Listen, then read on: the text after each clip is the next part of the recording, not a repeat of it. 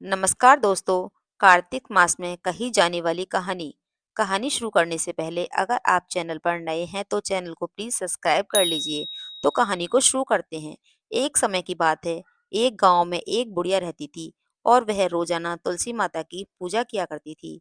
और जहाँ सभी औरतें तुलसी माता की पूजा करके चली जाती थीं, वहीं वह बुढ़िया तुलसी माता से विशेष प्रार्थना करती थी और कहती थी कि मैं तेरा बिड़ला सींचती हूँ, मुझे बहू दे, लड़ुआ दे, पीताम्बर की धोती दे, मीठा मीठा घास दे, बैकुंठ का वास दे, चटके की चाल दे, पटके की मौत दे, चंदन की काट दे, झालर की झनकार दे, साईं के राज दे, दाल भात का जीवन दे, ग्यारस की मौत दे, श्री कृष्ण का कांधा दे। यही सब बात बुढ़िया तुलसी माता से प्रार्थना करते समय कहती थी। दिन पर दिन यह बात सुनकर तुलसी माता सूखने लगी। तो श्री भगवान विष्णु ने उनसे पूछा, तुलसी, तुम दिन पर दिन क्यों सूख रहे हो?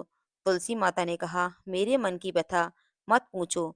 तो विष्णु भगवान बोले, जब मैं तुम्हारे मन की व्यथा नहीं पूछूंगा तो तुम किसे बताओगे अपने मन की व्यथा?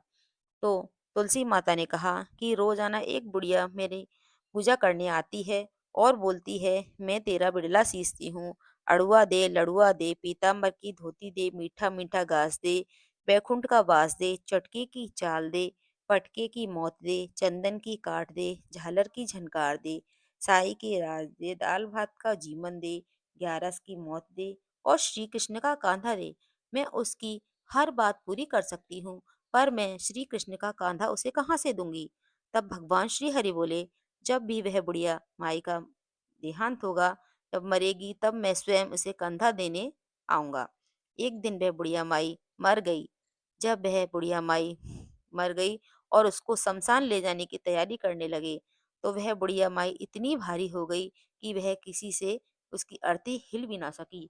सभी बोले कि बुढ़िया माई इतना पूजा पाठ किया करती थी, फिर भी इतनी भारी कैसे हो गई? तब वह वहाँ एक बूढ़े ब्राह्मण के रूप में श्री हरि भगवान आए और पूछने लगे, यहाँ पर यह भीड़ कैसी? तो सभी कहने लगे, पापिन थी इसलिए इतनी भारी हो गई।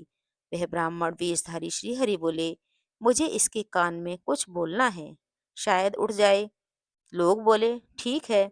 भगवान बूढ़ी माई के पास गए और कहने लगे, बुढ़िया माई, मन की निकाल ले, अड़ुआ ले, लड़ुआ ले, पीताम्बर की धोती ले, मीठा मीठा घास ले, बैकुंठ का बास ले, चटके की चाल ले, पटके की मौत ले, चंदन की काठ ले, झालर की झनकार ले, दाल भात का जीवन ले, ग्यारस की मौत ले और श्री कृष्ण का कांधा ले।